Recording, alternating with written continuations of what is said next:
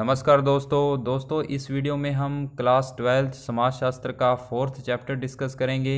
हालांकि पहले एक वीडियो इसकी आ चुकी है जिसके अंदर हमने इसकी एक्सप्लेनेशन यानी कि थ्योरी को डिस्कस किया था। इस वीडियो में हम उसी लेसन के इम्पोर्टेंट क्वेश्चन आंसर को डिस्कस करेंगे जो आपके एग्ज़ाम के पॉइंट ऑफ व्यू से काफ़ी इम्पोर्टेंट है। तो आइए इस वीडियो को शुरू करते हैं।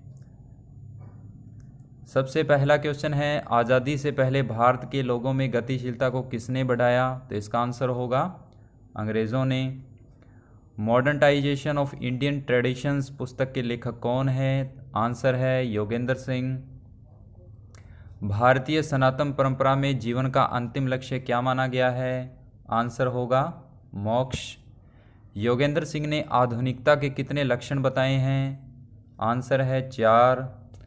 तकनीक ने भौगोलिक दूरी को कम किया है या ज़्यादा? तो कम किया है, यानी टेक्नोलॉजी ने जो दूरी है उसको कम कर दिया है।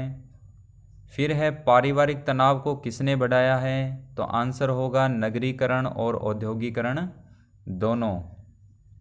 फिर है ब्रिटेन में औद्योगिकरण क्रांति का सूत्रपात कब हुआ? समथिंग 1760 के आसपास औद्योगिक क्रांति का सूत्रपात हुआ। फिर है लंदन की आबादी बढ़ने का क्या कारण था? तो आंसर होगा उद्योगों का होना यानी औद्योगिकरण। फिर नेक्स्ट है ब्रिटिश भारत में औद्योगिकरण का प्रारंभिक प्रभाव क्या पड़ा? आंसर होगा ग्रामीण कारीगर जो थे वो कृषि की तरफ झुके हुए थे। यही ब्रिटिश भारत में औद्योगिकरण का सबसे पहला प्रभाव पड़ा था। फिर है आज़ादी के बाद भारत में सरकार ने कैसी आर्थिक नीति प्रारंभ की? तो आंसर होगा मिश्रित नीति। फिर है भारत वर्तमान में कैसा देश है? तो हम सभी जानते हैं कृषि प्रधान देश है। व्यवहार में कृत्रिमता और दिखावा किस प्रक्रिया का परिणाम है? तो आंसर होगा नगरीकरण। जनसंख्या यानी जनगणना 2011 के अनुसार भारत में 1 लाख से अधिक तथा 10 लाख से कम आबादी वाले शहरों की संख्या कितनी है? तो आंसर होगा 412। भारत में 2011 की जनगणना के अनुसार महानगरों यानी कि जो मेगा सिटीज़ हैं की संख्या कितनी है? तो आंसर है 3। कौन कौन सी मेगा सिटीज़ थी? ग्रेटर मुंबई है, कलकत्ता है और एक चेन्नई है। फिर है वर्तमान में भारत की सबसे बड़ी मेगा सिटी कौन सी है? तो आंसर होगा ग्रेटर मुंबई। उपभोक्ता संस्कृति के केंद्र नगर, गांव, राज्य या इनमें से कोई नहीं? तो आंसर होगा नगर। फिर इसके बाद इसी चैप्टर के अति लघुतरात्मक प्रश्न भी हैं। सबसे पहले है भारतीय समाज व संस्कृति पर सर्वाधिक प्रभाव किस विदेशी संस्कृति का पड़ा? तो आप जानते हैं ब्रिटिश यानी अंग्रेज़ों का पड़ा था सबसे ज़्यादा प्रभाव, तो ब्रिटिश संस्कृति इसका आंसर होगा। भारत में चाय बागानों का विकास किसने किया? तो ये भी अंग्रेज़ों ने ही चाय के बागानों का विकास किया। अंग्रेज़ों ने भारत में किस भाषा का प्रचार प्रसार किया? तो अंग्रेज़ी। व्यक्ति पर समूह की प्रधानता को स्थापित करने वाली परंपरा की विशेषता क्या है? प्रधानता को स्थापित करने वाली परंपरा की विशेषता है सामूहिक संपूर्णता, यानी कि समूह के अंदर संपूर्णता बनाए रखना ही व्यक्ति की समूह की प्रधानता को स्थापित करने वाली विशेषता है। कर्म व पुनर्जन्म की अवधारणा किसकी पोषक है? तो इसका आंसर होगा निरंतरता की पोषक। भूत व वर्तमान के बीच कड़ी का काम कौन करता है? तो परंपरा जो है वो भूत और वर्तमान के बीच कड़ी का एक महत्वपूर्ण कार्य करती है। फिर है धर्मनिरपेक्षता किसका लक्षण है? तो धर्मनिरपेक्षता आधुनिकता का लक्षण है, यानी आधुनिक जो मॉडर्नाइजेशन है उसका एक प्रमुख लक्षण है।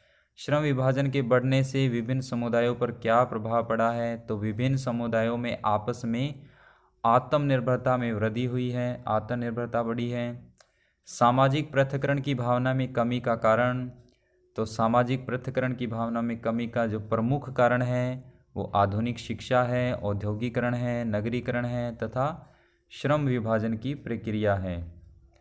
वर्तमान में कौन सी परिस्थिति महत्वपूर्ण होती जा रही है? तो वर्तमान समय में प्रदत्त परिस्थिति के स्थान पे अर्जित परिस्थिति का महत्व बढ़ा है, यानी जो अर्जित परिस्थिति है उसका महत्व दिन पे दिन बढ़ता जा रहा है। फिर है वंशानुगत नेतृत्व कौन से समाज की विशेषता रही है, तो परंपरागत समाज की। धर्मनिरपेक्षता के मूल्य में वृद्धि का कारण आधुनिकता। लोगों का रुझान कृषि के स्थान पर किस ओर बढ़ा है, तो सेवा क्षेत्र की ओर। मशीनों द्वारा उत्पादन बढ़ाने की प्रक्रिया को क्या कहते हैं, ये इंपॉर्टेंट क्वेश्चन है, औद्योगिकरण। 20वीं शताब्दी के प्रारंभ में विश्व का सबसे बड़ा नगर, ये भी इंपॉर्टेंट क्वेश्चन है, तो आंसर होगा लंदन, जिसकी आबादी कितनी थी, 7 करोड़। फिर है फोर्ट विलियम की स्थापना कब हुई थी, 1698 में फोर्ट विलियम की स्थापना हुई थी। किस लिए हुई थी, क्या उद्देश्य था, तो उद्देश्य था रक्षा व सैन्य ठिकाने के विकास के उद्देश्य, यानी जो रक्षा थी या सैनिकों का जो ठिकाना था उसको विकसित करने के लिए फोर्ट विलियम की स्थापना हुई थी। भारत में चाय उद्योग का प्रारंभ, भारत में चाय उद्योग का जो प्रारंभ है 1851 में कहाँ से, असम से हुआ था। फिर है लोगों के जीवन स्तर में सुधार का क्या कारण है, तो लोगों के जीवन स्तर में सुधार का जो प्रमुख कारण है वो आधुनिक शिक्षा, विज्ञान, औद्योगिकरण, नगरीकरण, ये सारी चीज़ें हैं। फिर इसके कुछ लघुतरात्मक क्वेश्चन हैं, जैसे औपनिवेशिक काल में भारत में समाज की स्थिति कैसी थी, तो देखिए इसमें भारत में जो समाज था कई वर्गों और स्तरों में विभाजित था। लोगों का मुख्य जो व्यवसाय था वो कृषि था। समाज में जाति प्रथा के कारण समाज निम्न जातियों के साथ भेदभाव करता था, यानी कि जो निम्न कास्ट थी उस समय, निम्न जातियां थी, उनके साथ भेदभाव किया जाता था, यानी भेदभाव, छुआछूत की भावना, अस्पृश्यता की भावना पाई जाती थी। भारतीय समाज में एक स्वस्थ शिक्षा पद्धति का अभाव था, यानी उस समय शिक्षा पद्धति नहीं थी। अंग्रेज़ों ने भारतीय समाज में फसल निर्धारण, उत्पादन प्रणाली आदि में परिवर्तन किए। भारत में जनजातियां जंगलों में निवास करती थी, जंगलों के उत्पादों से ही अपना जीवन यापन करती थी।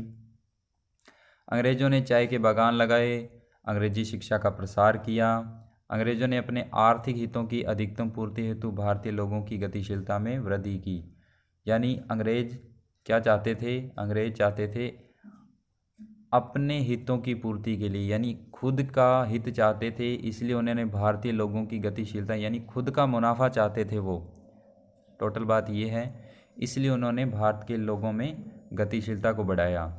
फिर है योगेंद्र सिंह के अनुसार भारत में परंपरा की विशेषताएं। योगेंद्र सिंह की एक पुस्तक है मॉडर्नाइजेशन ऑफ इंडियन ट्रेडिशंस, जिसकी 4 विशेषताएं हैं। सबसे पहले सामूहिक संपूर्णता, यानी कि व्यक्तियों पर समूह की प्रधानता को स्थापित करती है। जाति, गांव आदि व्यक्ति की व्यक्तिगत पहचान के स्थान पर सामूहिक समूह की पहचान को जन्म देती है। फिर है संस्तरण, जातियों का ऊंच नीच के आधार पर संस्तरण किया जाता है। समाज में जाति गुण लक्षण संस्तरणात्मक व्यवस्था में स्थापित किए जाते हैं, यानी कि हर जाति का जो आधार है वो एक क्रम के अनुसार किया जाता है। जातियों का ऊंच नीच के आधार पर, यानी क्रम के आधार पर उनका लक्ष्य निर्धारित किया जाता है, यानी उनके गुण क्या हैं या उनके लक्ष्य क्या हैं उस आधार पर। फिर है परलोकवादी विचारधारा, इसमें कहा गया है कि जीवन का जो अंतिम लक्ष्य है वो मोक्ष है, और जो जीवन में संन्यास आश्रम के माध्यम से, यानी जब हम संन्यास धारण कर लेते हैं तो हमें जंगल में जब चले जाते हैं संन्यास, तो जैसे कि भगवान की आराधना करते हैं वहाँ जाकर, तो हमें मोक्ष की प्राप्ति होती है। फिर है निरंतरता, निरंतरता यानी कि जन्म चलता ही जा रहा है, ठीक है। कर्म और पुनर्जन्म की अवधारणा निरंतरता की पोषक है, यानी कर्म जो हमारे गुण हैं, जो हमारे कार्य हैं, और जो पुनर्जन्म की जो भावना है वो निरंतरता की पोषक है, यानी कि आने वाले समय में कर्म और पुनर्जन्म की भावनाएं विकसित होगी। यानी कर्म हमारे जो कार्य हैं, जो हम कार्य करते हैं, उसी से हमारा यानी कि पूरा जीवन निर्भर होता है। और आप जानते हैं कि पुनर्जन्म भी होता है, सुना होगा आपने।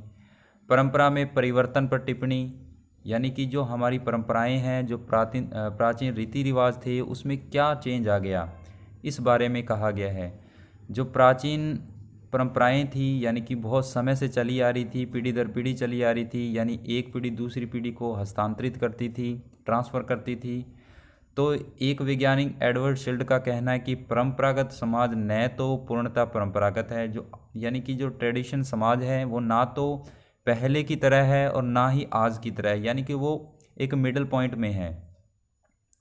भारतीय समाज में परंपरा दो प्रकार से है, एक तो प्रत्यक्ष जो समय समय पर हमारी परंपराओं में होते रहे हैं, यानी उसमें हमारी परंपरा में जो समय समय से परिवर्तन होते रहे हैं वो है प्रत्यक्ष परिवर्तन। जैसे जो जैन है, बौद्ध है, आर्य है, ब्रह्म है, ये जो जितने भी चिंतक आए इन्होंने अपनी अपनी विचारधाराओं के अनुसार हमारी परंपरा में परिवर्तन किया। फिर है संरचनात्मक परिवर्तन कि हमारी संरचना में, हमारी बनावट में किस प्रकार से परिवर्तन हुआ है। उसके बाद नेक्स्ट है आधुनिकता के लक्षण, यानी कि जो आज की मॉडर्नाइजेशन है उसमें क्या क्या लक्षण हमें दिखाई देते हैं। तो देखिए, इसे योगेंद्र सिंह ने आधुनिकता के 4 लक्षणों को बताया है। तो देखते हैं क्या है। सबसे पहले व्यक्तिवादिता, इसके अंतर्गत व्यक्ति में औपचारिकता का समावेश होता है। अब देखिए, आज का जो मनुष्य है उसमें सारी चीज़ों का ही समावेश है, यानी कि औपचारिकता, अनौपचारिकता, हर चीज़ का उसमें समावेश है। औपचारिकता एक तरह से आप कह सकते हैं पॉजिटिविटी। समानता, वह व्यक्ति को समाज में रहते हुए विकास करने के लिए समान अवसर प्रदान करता है, ये बात सही है, यानी कि हर व्यक्ति को कार्य करने के समान अवसर मिलने चाहिए। परिवर्तन के प्रति आस्था, समय के साथ परिवर्तन होता है जैसे कि आप जानते हैं।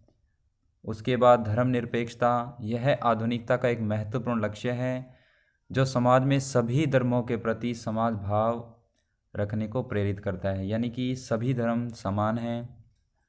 तो ये जो धर्मनिरपेक्षता है यही कहता है कि समाज में सभी जितने भी धर्म हैं यानी कि उनके प्रति समान भाव रखना, आदर भाव रखना, उस चीज़ को प्रेरित करता है।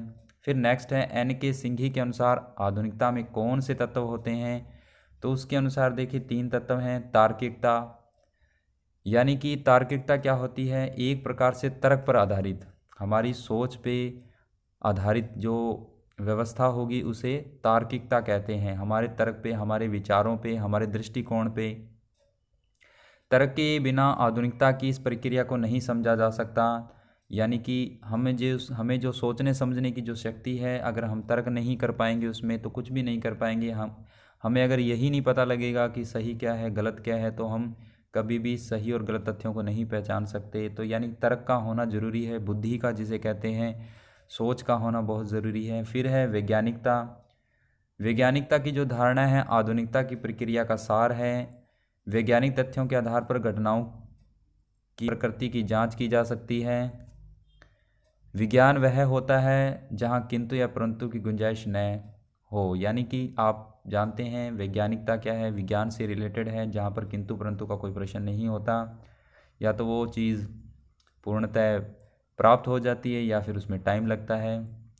फिर है आर्थिक संरचना, हमारी अर्थव्यवस्था पर इसका क्या प्रभाव पड़ता है। मार्क्स के अनुसार किसी भी समाज का विकास उसकी यानी कि इकोनॉमिक्स जो स्ट्रक्चर है उस पर निर्भर करता है। यदि आर्थिक संरचना सबल है तो समाज विकसित अवस्था की ओर अग्रसर करे, यानी कि अगर हमारी इकोनॉमिक जो है वो मजबूत है तो समाज विकासशील होगा, और अगर ऐसा नहीं है, कमज़ोर है, तो समाज का विकास पतन की ओर अग्रसर, यानी कि समाज धीरे धीरे खाली होता जाएगा, यानी कि नुकसान होते रहेंगे उसमें, और एक दिन समाज वो जो था वो ख़त्म हो जाएगा। औद्योगिकरण का प्रारंभ के बारे में संक्षेप में बताइए। औद्योगिकरण क्या है। देखिए, औद्योगिकरण है यानी कि हमारे द्वारा जो भी कार्य किया जाता था हस्त के द्वारा, हाथों के द्वारा, अब वो कार्य मशीनों के द्वारा किया जाता, वो ही औद्योगिकरण है। ऐसी प्रक्रिया जिसमें वस्तुओं का उत्पादन, यानी जो वस्तुएं हम उत्पादित करते हैं, पैदा करते हैं, हस्त उपकरणों के स्थान पर निर्जीव शक्ति द्वारा संचालित मशीनों के आधार पर किया जाता है, यानी वो कार्य मशीनें करें तो वही औद्योगिकरण है। औद्योगिकरण के प्रारंभ के विषयों को कुछ बिंदुओं से हम स्पष्ट कर सकते हैं। देखिए, 17वीं सदी से 18वीं सदी में यूरोप में इसका काफ़ी प्रभाव पड़ा। 1760 में ब्रिटेन में औद्योगिक क्रांति की शुरुआत हुई, यानी उद्योगों का विकास होना शुरू हुआ कब, 1760 में। औद्योगिक क्रांति के द्वारा मशीनों से उत्पादन प्रारंभ होने लगा, और उसके बाद श्रम विभाजन, विशेषीकरण, नगरीकरण आदि में वृद्धि हुई। ठीक है, ये जो ऊपर वाला क्वेश्चन था ये इंपॉर्टेंट क्वेश्चन है। इसके नीचे वाला क्वेश्चन यानी मैनचेस्टर प्रतियोगिता क्या है, यह भी एग्ज़ाम के पॉइंट ऑफ व्यू से काफ़ी इंपॉर्टेंट क्वेश्चन है। वस्त्र उद्योग में रेशम सूती वस्त्र के निर्माण बिक्री बाजार में मांग बढ़ने से दो देशों के मध्य उद्योगों की जो प्रतियोगिता हुई उसे मैनचेस्टर प्रतियोगिता, मैनचेस्टर यानी कपड़े से रिलेटेड, मैनचेस्टर का मतलब यही है, कपड़े से रिलेटेड जो प्रतियोगिता वो मैनचेस्टर, यानी कि कपड़े का बनना और उसके बाद उसको बेचना, उसकी मांग का बढ़ना घटना, ये सब मैनचेस्टर प्रतियोगिता के अंतर्गत आता है। मैनचेस्टर प्रतियोगिता के कारण सूती के कारण यानी सूरत, नाकी, तंजौर, मुर्शिदाबाद आदि स्थानों पर बने हुए वस्त्र ब्रिटिश संरक्षण के मैनचेस्टर में बने कपड़े भारत की उच्च कोटि की तुलना में बहुत ही सस्ते थे और इस प्रतियोगिता के कारण भारत के वस्त्र उद्योग की मांग कम हो गई जबकि ब्रिटिश में बने कपड़ों की मांग में वृद्धि, यानी कि जो अंग्रेज़ों के द्वारा या ब्रिटिश देशों में बने कपड़े थे वो यहाँ के कपड़ों की बजाय अधिक सुरक्षित थे, यहाँ के कपड़े इतने खास नहीं थे, इसलिए यहाँ के कपड़ों की जो मांग थी वो कम हो गई। जॉब चार्नक ने कौन से क्षेत्र पट्टे पर लिए थे, ये भी इम्पोर्टेंट है। तो आपको पता है उसने जो कुछ क्षेत्र पट्टे पे लिए थे वो कौन कौन से, देखिए उसके नीचे नाम भी हैं, कोलकाता है, गोविंदपुर है और सुल्तानोती गांव है। फिर भी इसमें कुछ इंपॉर्टेंट देख लेते हैं। भारत में कोलकाता पहला औपनिवेशिक शहर था। 1690 में अंग्रेज़ अधिकारी ने व्यापार से लाभ प्राप्त करने के लिए हुगली नदी के तट पे ये जो कुछ नाम है क्षेत्र इनको किराए पे लिया था यानी पट्टे पे लिया था। कौन कौन से हैं, कोलिकाता गांव जो है, गोविंदपुर और सुल्तानोती गांव। और 1698 में फोर्ट विलियम की स्थापना हुई थी रक्षा और सैन्य ठिकानों के विकास के लिए। फिर आता है इंपॉर्टेंट क्वेश्चन ये भी है, भारत में चाय उद्योग पर टिप्पणी लिखनी है। तो भारत में जो चाय उद्योग है 1851 में असम से स्टार्टिंग हुई थी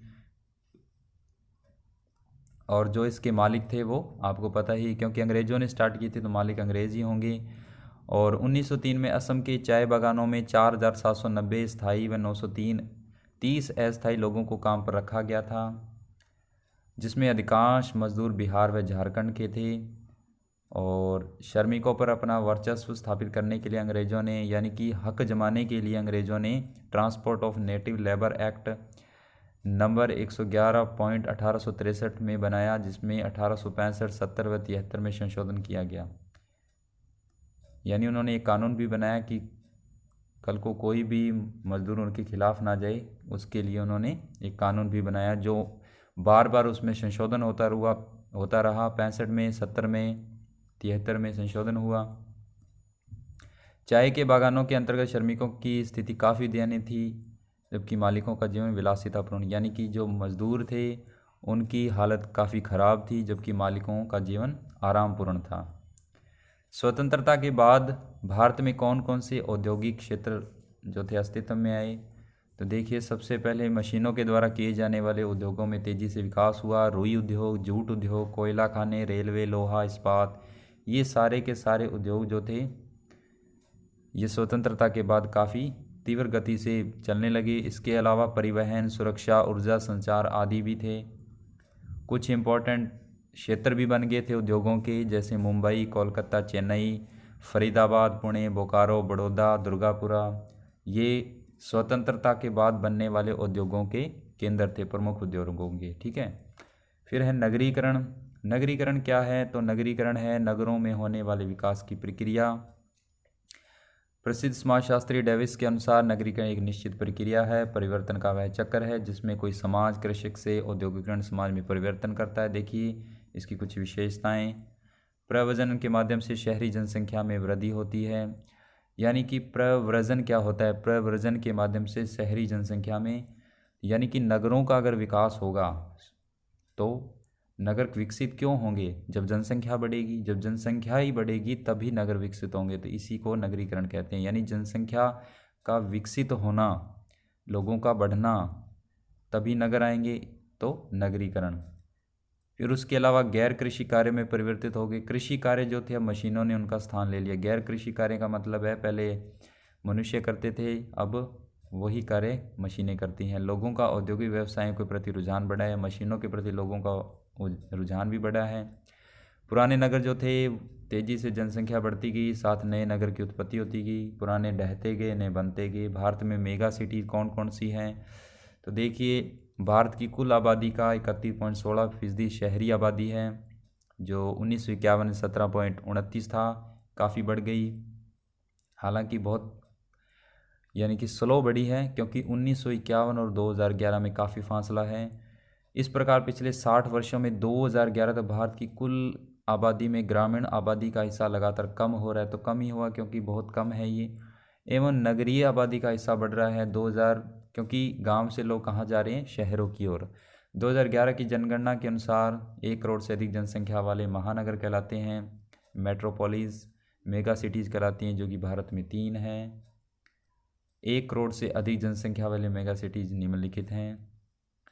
वो आपने कौन कौन सी है मेगा सिटीज़, इसमें तो है नहीं, फिर भी मैं बता देता हूँ, इसमें शायद मिस हो गया, लेकिन फिर भी आपको पता है, ग्रेटर मुंबई है, चेन्नई है, कोलकाता है, दिल्ली भी है। वैसे 3 का कहा है तो दिल्ली को छोड़ के बाकी ये तीनों हैं।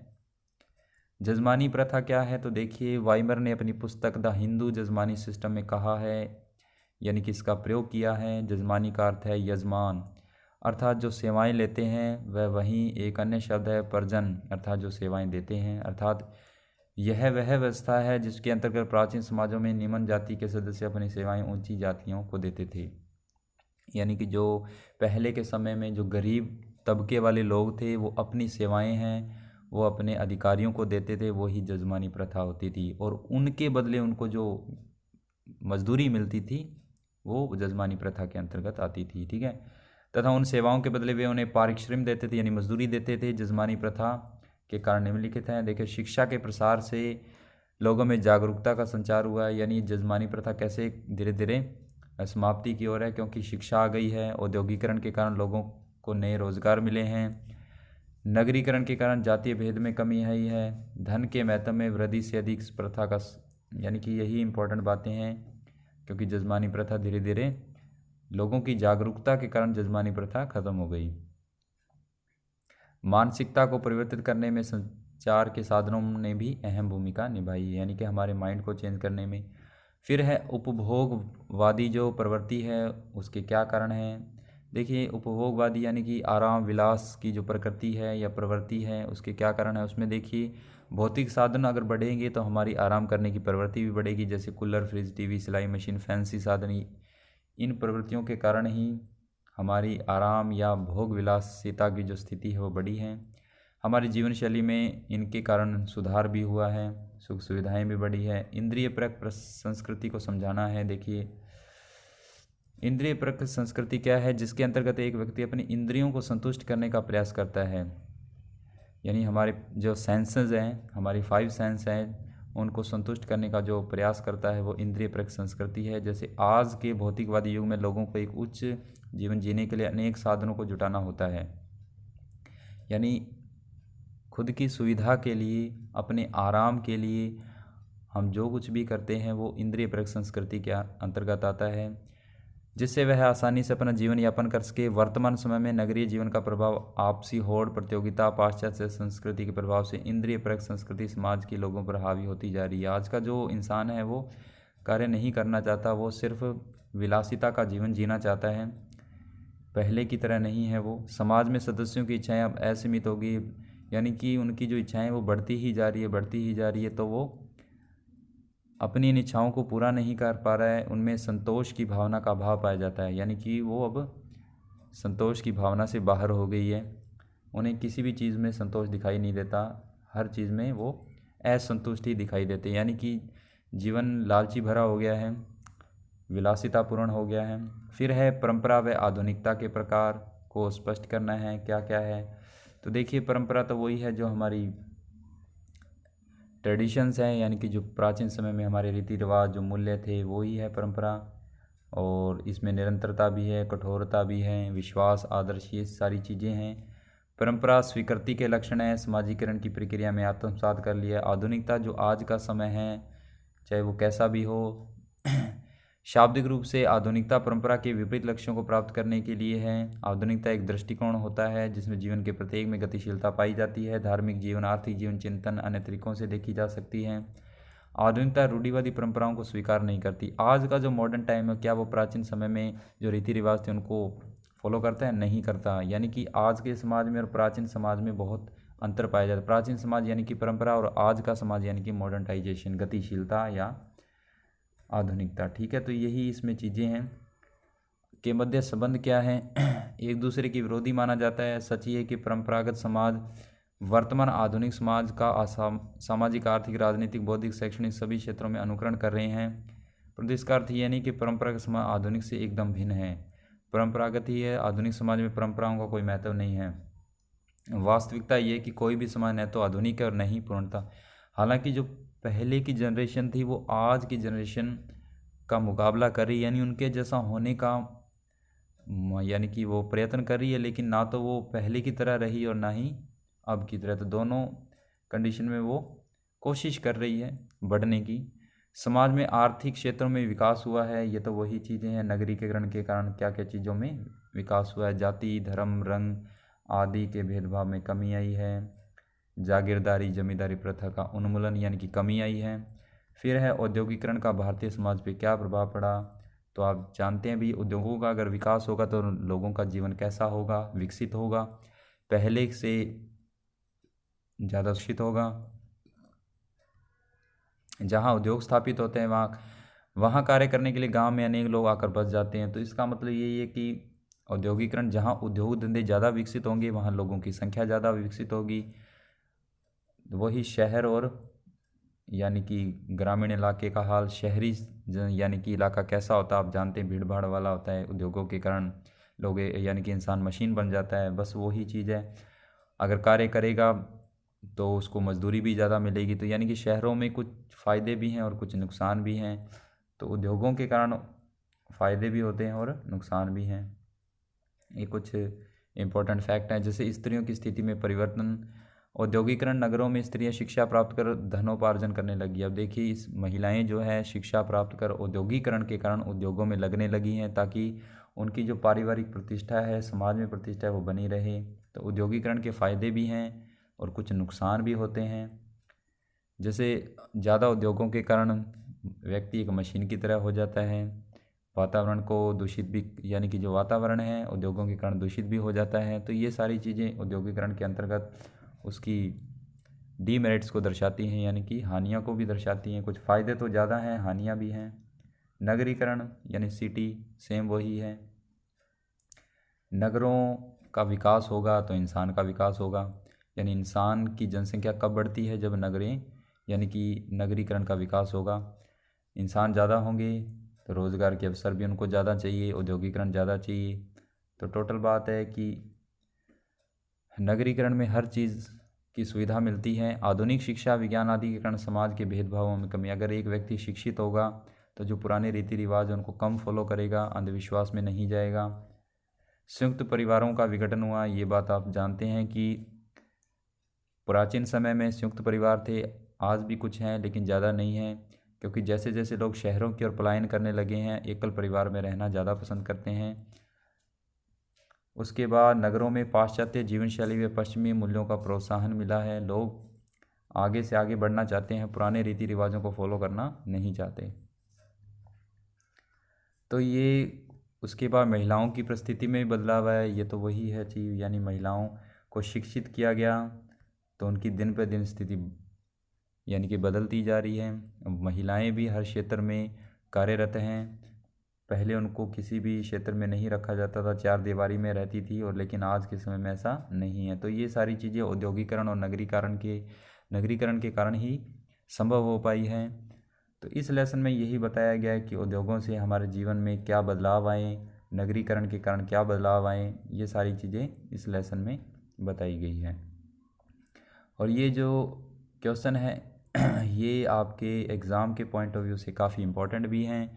आप इसको अच्छी तरह ढंग से 2-3 बार रिवाइज़ करेंगे, यानी इस वीडियो को 2-3 बार देखेंगे तो, हालांकि इतने ये टफ़ नहीं हैं जितने आप सोचते हैं।